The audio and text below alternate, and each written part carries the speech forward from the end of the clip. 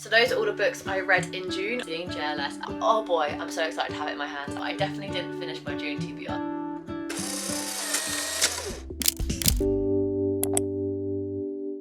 Hi guys, welcome back to my channel and welcome if you're new. I hope you're doing well and welcome back to my June wrap up and July reset video. We're here today with life and bookish things because we're going to wrap up all the books I read in June, the books I hauled / acquired in June, my June memories and best bits, and then hopping into my intentions for July, my goals for July and what I kind of want out of July. So without further ado, let's hop into it. Let's start off with all the highlights of June because I had such a good month. Obviously it was my birthday month, so of course it's going to be amazing, and some of my highlights definitely come from my birthday. My biggest highlight was just my birthday weekend in general, starting off with my family barbecue the weekend before my birthday, before Mark spoilt me rotten for a full day in London on my actual birthday, taking me to the Disney 100 exhibition, taking me to Lobster and Burger for dinner, and then seeing the most anticipated musical that I had for 2024, Two Strangers Carry a Cake Across New York. It was just such a perfect day, and if you want to know more about it, I vlogged the entire thing, so I'll link that video up above and down below, but that was definitely kind of like my biggest highlight of the month as a whole. Another major highlight for me in June was obviously announcing round 4 of Magic Copathon and just receiving such incredible feedback and such excitement from you guys about it. I never take it for granted how much everyone loves this readathon, and I'm just so glad that I can constantly bring it back and bring kind of joy into your guys' lives through books, reading and Disney, which are like 2 of my favourite things. So I'm so glad you guys love it just as much. And speaking of which, round 4 starts tomorrow. Oh my god, I'm so excited. Just a little bit of a win for June was Mark and I managed to pick our first kind of batch of strawberries from our little like strawberry patch we have in our garden. It is so exciting. My dad gave us some cuttings when we moved out and he told us not to pick any last year to kind of really make them flourish this year, and oh my god, are they flourishing. It's so exciting, like picking them and then like eating things you've actually grown yourself. It's so exciting. So that was kind of definitely a highlight for June. Then going back to musical theatre, seeing Two Strangers Carry a Cake Across New York for a second time in 1 month with my mum last Wednesday actually was a massive highlight because I didn't realise how much I was going to enjoy that musical when Mark took me for the first time on my actual birthday. I just knew I wanted to see it because I was such a big fan of Sam Tutty. And then when I saw it with Mark, I knew I had to see it again. Little did I know, like 2 weeks later, me and Mum were able to get on the day tickets through TodayTix, the app, seeing it for a second time. We saw Sam Tutty's Understudy, so I'd love to see it for a third time because I just love it that much, with Sam Tutty in it again. So fingers crossed I can see it just before it ends in the end of August, because unfortunately it's a very short run musical, so fingers crossed I can see it for a third time. But seeing it for a second time with my mum and seeing my mum enjoy it just as much as me was such a highlight. And my final highlight for June was, although I had 2 colds in June, I still managed to prioritise my health, eat as well as I could whilst having my cold, and still work out, move my body and just prioritise my kind of like health goals that I currently have for myself with these future plans that me and Mark have in the works. So yeah, I'm just glad that I managed to keep the ball rolling on that and not kind of slack too much, even though I have kind of suffered with 2 colds this month. So speaking of goals, let's quickly reflect upon my June goals, see if I completed them, see how we did for the month before we can then start thinking about the month ahead. One last memory, me and my family did an escape room for the first ever time for Father's Day, which was also absolutely incredible. Had a really good time there as well. So June has been overall a fantastic month and I'm excited to see where July takes us.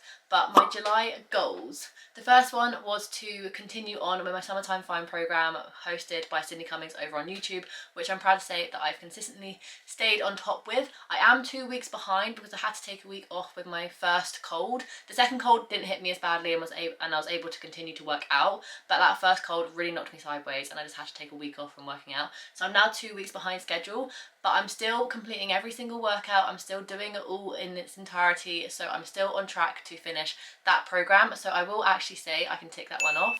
The subcategory for that was to stretch more, and I definitely think I've stretched more. Usually I kind of just stretch at the end of workouts when Cindy Cummings is like giving a like end of workout speech, but I've actually been intentional in going into her workout calendar and actually clicking on the full length stretches, which are 20-minute videos that she's combined with that workout. I've been getting better at that and I've finally figured out what will work well for me. So in July I have a set goal for that one. My next goal I didn't manage to complete, and that was to finish my Disney 2019 scrapbook for my Disney college program. oh boy, did I make more progress in it than I have ever done in the past. So for that, I'm really proud of myself for managing to do that, but I didn't complete it. But that's fine because I don't want to rush it. I would love to have got it done, like that was obviously my goal. But I just think I forgot how many incredible photos, incredible memories I made during my summer in 2019 that I kind of bit off more than I can chew, and I definitely don't want to rush it to a point where I'm just kind of like getting it done for the sake of it. But because July's going to be so busy in Magic Hopathon, I'm not sure I'm going to get around to doing much in July, so I'm going to put that goal on hold and probably end up finishing it in August, just before I go to Disney. But yeah, made good progress with that goal, but didn't manage to complete it. The next one was to post on Instagram 4 times. I didn't specify if it was going to be a grid post or just a story, and in terms of stories I've definitely got better again, so I'm slowly coming back out of my kind of like Instagram slump.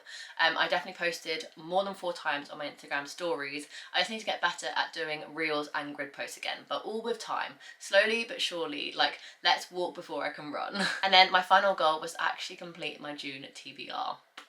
It was one of my best reading months, but I definitely didn't finish my June TBR, so without further ado, let's hop into my June wrap up. So I may not have managed to finish my set June TBR that I gave myself, but I did manage to finish 7 books, which seems to be my consistently best reading month. I read 7 books in February, kind of like April, and then now in June as well. So I haven't managed to peak at my best, which is 9. I'm really hoping July kind of changes that because of my Magical Hopathon TBR, but 7 books I'm really chuffed with. That is a total of 2,302 pages, which if you saw my May reset video, you'll know that one of my goals was to read at least 50 pages a day. That didn't really happen, and I was like, you know what, it's fine, I'm just gonna like chill, leave it. I'm clearly not reading as much as normal at the minute. But in June, I'm proud to say my average daily page count, because I read 7 books, 2,302 pages, my daily average was 76 pages. How exciting! Oh, that's like the best I've done since January, which is really exciting to say that I've read 76 pages on average a day. I'm really chuffed with that, so yay for me. That kind of totaled 4 physical books, 1 ebook and 2 audio/mixed media books. 4 of them were romances and 3 of them were contemporary, all of them being from the adult genre. All of them were from my physical TBR. Yay for me. But within that, 2 of them had kindly been gifted to me. Let's hop into the ratings. So from least favourite to favourite, I rated 2 3 stars, 2 3.5 stars, 1 4 star, 1 4.5 star, and 1 5 star. But that 5 star was a reread, so it wasn't like a brand new favourite of mine. My 5 star and my reread was A Heartbreak House Share by Emily Merrill. In terms of new favourites, my favourite of the month was 7 Summers by Paige Toon, giving it a 4.5 star. And my joint least favourites were Before I Let Go by Kennedy Ryan and The Catch by Amy Lee. Sat in the middle at 3.5 stars was Has Anyone Seen My Sex Life by Kristen Bailey and X's and O's by Amy Lee. And then sitting at a 4 star was Wildfire by Hannah Grace. If you want to know my thoughts about any of these 3, Before I Let Go by Kennedy Ryan, X and O's by Amy Lee, or The Catch by Amy Lee, they're all featured in my Can I Finish My Spring TBR reading vlog, so I'll link that video up above and down below for you guys to check out. But overall, this was definitely the highlight of the reading vlog. I did really enjoy this one. This was a cute romance centred around our main character who is looking for her happily ever after. She is obsessed with romance novels and she just wants her like meet cute. She wants her like happily ever after, and she doesn't end up finding it, so she ends up having to move in with her sister's fiance's roommate, and things kind of like steamroll ahead from there. The Catch is the last book in the same series by Amy Lee, which is Influencer series, and this one follows a fashion influencer who ends up going to stay at a kind of swanky resort on the coast of Canada for some content for her Instagram account, and then she ends up realising that the resort have double booked herself and she needs to find a room for a week before they can actually book her in. She ends up finding a really rundown B&B, and the owner is a very grumpy fisherman, and she ends up staying there and romance ensues from there. This one wasn't my favourite.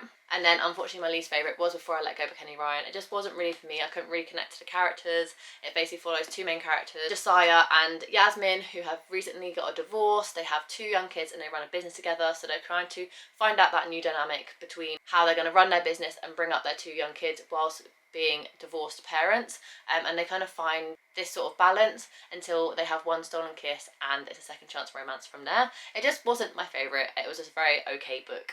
I then went in with my reread of Heartbreak House Share by Emily Merrill in preparation for her new book coming out in July. I just wanted to go in and tab it all up and write in it and make it part of my forever collection, which I did and thoroughly enjoyed myself. This book basically follows main character Flick, who's recently broken up with her boyfriend and finished university, and she's feeling a little bit stuck on where her life is going to take her. She ends up moving into a house share in London where she gets a job as a journalist, and she ends up deciding on her sister's advice to create a 20s list. Her editor gets wind of this and she ends up creating this whole column in the magazine that she writes for, about 20s, about moving on, about finding yourself again, and about kind of like just living in the moment via creating this 20s list. And she makes friends, she fakes dates, she just kind of like really starts to rediscover herself since kind of losing her identity by finishing university and breaking up with her boyfriend. I love this one, it's obviously a 5-star.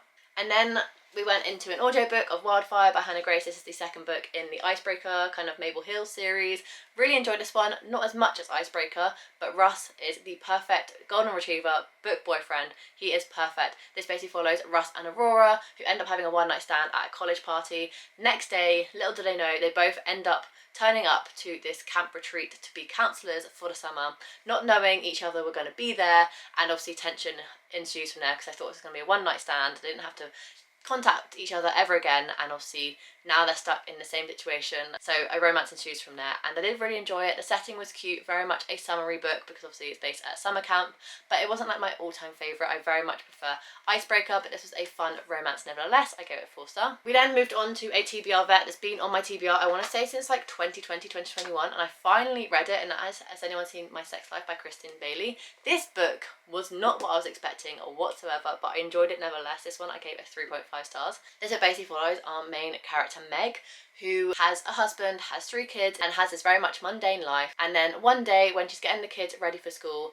a package ends up at her door and she opens it by mistake, even though it's addressed to her husband, and there's a dildo inside, and she thinks her husband's having an affair. Little does she know what's actually going on. She works as a journalist at a local kind of newspaper, and they get wind of a man who's creating and drawing kind of explicit imagery, and she has to go on a hunt to try and figure out who it is, and a story develops from there, should I say. I enjoyed this one because I just really didn't expect the plot twist, and I just really enjoyed it. So I gave this one a 3.5 stars because it wasn't something that's going to be remembered in my brain forever, but I had a fun time reading it, and I definitely kind of recommend it if you're interested in reading it. And then the final book I read in June and actually finished today was 7 Summers by Paige Toon. I love this book. This book was a 4.5 stars. This book basically follows our main character Liv, who lives in Cornwall in a very small, quaint town. And every summer, her and Finn end up having like one summer together, and every summer Finn has to leave to go back to LA, and they always say if they're both single, this time next year they'll have another summer together. And that goes on for 7 summers until one day Tom enters Liv's life and things start to go up in turmoil, and she's really undecided on which direction she should take her life.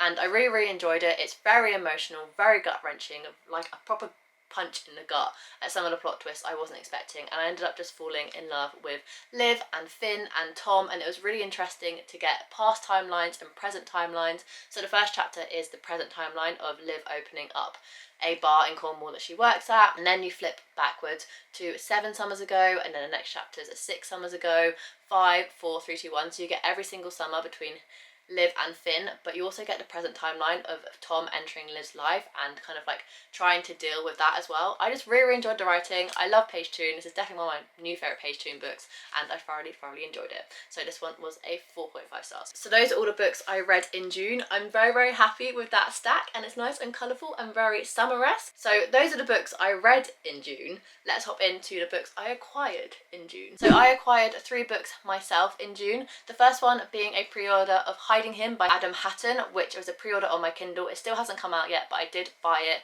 in June. And this is basically a YA LGBTQ boy meets boy romance written by Adam Hatton, who is a very big Disney vlogger over in the UK, and I just want to support him, whatever he does, and I'm really excited to read his debut novel, so I pre-ordered it on my Kindle. And then the 2 most exciting deliveries I got, one was a pre-order and one was a book that basically came out at the very end of June. The first one being a novel love story by Ashley Poston. This came out out on June 25th. I managed to get my hands on it on June 24th. If you don't know my saga, then I'll link the weekly reading vlog where this all happened up above, so you can kind of see my whole saga with it. But oh boy, I'm so excited to have it in my hands. I have yet to read it, but I'm sure it's going to be a 5-star. I absolutely love Ashley Poston. And then my pre-order came in quite early for Emily Merrill's brand new book, The Dating Equation, and if you recognise its author's name, it's the same author as Heartbreak House Share, which is why I wanted to reread this book this month, ready in preparation for her brand new release coming out. So this one comes out on July 4th, I think, but it got to me a week early. Thank you very much, Waterstones. This is sometimes a benefit of pre-ordering books sometimes they'll be sent out a little bit early. But I will be reading it as part of a Magic-Off-on TBR in July, and I'm very, very excited to get around to it. This is a adult kind of rom-com about two best friends who create an online dating app together to try and combat the online dating kind of difficult world. And then unfortunately Penny, the main character, has to go on this app to try and prove a point, and she ends up having loads of failed dates, and a kind of like scenario ensues from there, I believe. I'm very, very excited to read it. And then because it was my birthday, Chloe and Emily very kindly gifted me some books, which I'm so, so grateful for. Like, they do not have to, but both of them just sent really, really beautiful, thoughtful, kind gifts to me, and the books within those beautiful birthday parcels. From Emily, we have 2 books, which you did not have to, but thank you very much, Emily. I do appreciate it. The first one is Sophie Kinsella, Can You Keep a Secret? I believe Emily loves Sophie Kinsella, and I've recently read 2 of her books now that I absolutely have loved and enjoyed. The first one being The Burnout, and the second one being The Party Crasher. So I feel like Emily's trying to say with this gift, she's trying to be like, you have read Sophie Kinsella now, and you enjoy her, so you need to read my favourite book of hers. I believe Emily loves this book, so I'm really, really excited to get to it. I don't know what it's about, but I'm excited for it nevertheless, so thank you very much, Emily, for this one. And then Emily also kindly gifted me my first ever F1 romance. I'm so excited. This is Cross the Line by Simone Sontali. Once again, no idea what this book is about, but I believe it's obviously an F1 romance following a little sister's best friend situation. I'm excited nevertheless. And then very thoughtfully, Chloe gifted me 2 books. When we went book shopping with Chloe and Emily back in April, we went to Hale & Wye, and I kept staring at this book and I said I really want to read it, and then I never end up picking it up. So Chloe forced me to read these books because she's brought them for me. The first one is Being Everything I Never Told You by Celeste Ng, and I've been wanting to read this book for years, and obviously when I was with Hale & Wye with Chloe and Emily, I obviously kept stating that. Chloe obviously remembered and very kindly got me a copy, which I'm so, so excited about, so I cannot wait to read this one. And then she went double on herself and got me Little Fires Everywhere by the same author, Celeste Ng, again, because I'm assuming she's like, well, you might as well read both of them, so I'm going to read both of them. Thanks very much to Chloe. So yeah, I feel very, very grateful to have some amazing bookish besties in this community, and who have gifted me some incredible books for my birthday, so I'm very, very grateful to Chloe and Emily for these 2. Thank you so much. So those are all the books I acquired in June. So finally, to wrap up this video, let's hop into looking at the future, planning my July goals and what I want to get out of July. July is going to be a really, really busy month for me. Obviously, I'm hosting my 4th round of Magic-Off-a-thon, which is going to take up the majority of my time, which I don't mind, but I'm just aware that I'm not going to be able to accomplish much more than trying to read 12 books whilst also hosting a month-long readathon. So there aren't too many other things I want to accomplish in July, but the 3 things I'm mainly looking forward to in July, just as a little like, oh, I'm so excited for these things. One is hosting Magic-Off-a-thon. It starts tomorrow and I cannot wait. The second is going to a book event with Emily to celebrate Lindsay Kelt's brand new book, A Love Story, in conversation with Giovanna Fletcher and Paige Toon, which is happening next week, which I'm super excited for. And finally, the last thing I'm looking forward to in July is seeing JLS and on their summer tour at Kew Gardens in the middle of the month, which I'm so, so excited about. It's going to be a chill concert in comparison to some of my other JLS concerts, but nevertheless, I'm just excited to hear them live, see them on stage, and just enjoy the atmosphere. I'm just hoping for nice weather. So with all of that going on in July, I feel like I'm not going to have too much spare time to focus on anything else. So my main goal is to stick with this brand new bullet journal I've got, for one. And my other kind of like to-dos and goals is to book my car in for a service, organise my mum's birthday present, book Disney dining, because soon days will be 60 days out. So I can book Disney dining in July, which is so exciting. If you know, you know, your holiday basically starts the day that you book Disney dining, and I'm so excited. So those are like my main to-dos. In terms of goals, I've written down to have a successful magical off-on round 4 and to stretch 3 times a week. So like I said at the beginning of this video, I finally figured out a routine that works for me, and that is focusing on the 20-minute full body stretches Monday after my workout, Friday after my workout, and either Saturday or Sunday. When I have the most time to complete them is the time that I should do them, and I've realised the only way that I actually get them done is to do them straight after my workout. Finish my workout, click on the stretch video and just do it there and then, which means I get it out of the way and it just really works for me. So I'm hoping for the entirety of July I can stretch 3 times a week. Other than that, those are basically all my goals bar my habit tracker. So basically my mini goals within just focusing on my health, aside from doing my magical off-on round 4, is move daily, whether that is by Sydney Cummings' workout program, spinning, or walking with Mark. Those are my 3 kind of like movement activities that I'm focusing on at the minute. Getting at least 8k in of steps a day, which I am struggling with a little bit at the minute, but I'm hoping in July I can focus back on that. So I'd love to focus back on my step count. Hydrate at least minimum of 2 big bottles of water a day, but hopefully 3, but at least 2. Do full body stretching, which obviously I've just spoken about. Focus back on my nutrition. Drink my cranberry juice every day. Journal every day. That can even count as just making sure I get my 1 line a day done, because even that I'm kind of like slacking with at the minute. I'm getting into bed reading and that's kind of it, and because I know reading is going to be such a priority for me in July, I just want to make sure that I'm doing at least these 9 things every day, keep myself on top and on track with my healthy kind of like new lifestyle routine that I've got going on. Scrapbook, hopefully I can still scrapbook a little bit in July, and my last one is floss, because I'm getting lost and kind of losing track of when I'm actually flossing. So those are my 9 kind of like mini goals in July. But other than that, that is all I want to accomplish in July. I want to have a successful magical off-on, I want to enjoy JLS, I want to enjoy the book event I'm going to, and just keep focusing on my health and nutrition and being in the best shape possible for my Disney trip ahead and also my future in a couple of months' time. So without further ado, that is the end of this video. I'm going to go watch F1 now because I'm literally 3 minutes out from watching it, and I will see you in my next video. If you enjoyed this video, make sure you give it a massive thumbs up and subscribe down below to see future content from me. I do anything from weekly reading vlogs, monthly TBRs, monthly wrap-ups, monthly resets, all that fun stuff, so subscribe so you don't miss any future content, and I'll see you in my next video. Bye guys.